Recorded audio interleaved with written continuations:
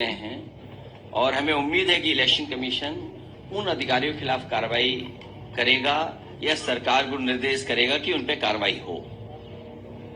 Election commission अभी तक कहता है कि टाइम फ्रेम के अंदर नहीं दिए जाते हैं जो भी आपत्ति। जिस समय मुझे नोटिस मिला था, नोटिस के समय के अंदर अपने वर्कर्स से सहयोग लेकर के एक्सरसाइज कर करके उतने कम समय में हम 18,000 ही एफिडेविट बनवा सके।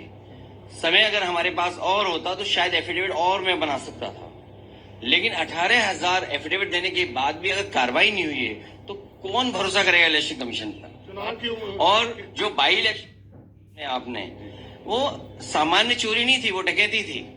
आप कल्पना कर सकते हैं कि पुलिस वोट डालेगी, पुलिस प्राइवेट ड्रेस में जाकर के वोट डालेगी। कोई कल्पना कर सकता है इस बात को लेकर के? और किसी एक विधानसभा में जहां बड़े पैमाने पर हारे हों, वहां 77% वोट मिल जाए उनको। उम्मीद क्या करते हैं आप चुनाव आयोग ने कल एक बड़ी प्रेस कॉन्फ्रेंस की। अगर चुनाव आयोग के निर्देश पर और उनकी कार्रवाई पर अगर एक भी डीएम सस्पेंड हो जाए तो कभी भी ना वोट चोरी होगी ना वोट डकैती होगी। आपने जो शिकायत करी उस पर चुनाव आयोग ने कोई कार्रवाई की?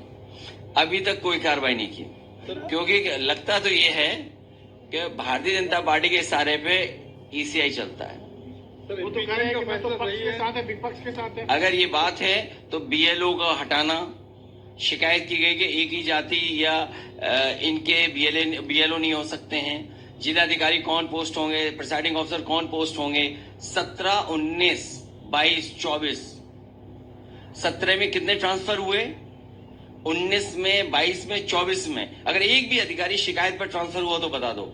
14 में, 17 में, और उससे पहले कितने अधिकारी ट्रांसफर होते थे यूपी में?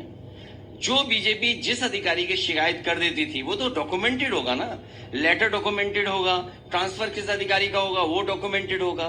तो आप देख लीजिए, 12 में कितने अधिकारी ट्रांसफर हुए, 14 में कितने हुए, 17 में कितने हुए, 19, 22, 24 विपक्ष शिकायत करता रहा, लेकिन इलेक्शन कमीशन ने एक भी अधिकारी का ट्रांसफर नहीं किया। और 22 का जो अभी बाई इलेक्शन था वो तो ऐतिहासिक है।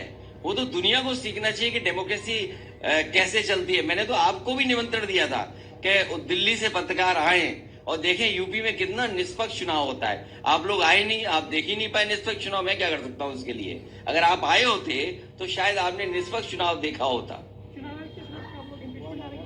ये बात की बात है, अभी से झगड़ा करा दोगे तुम?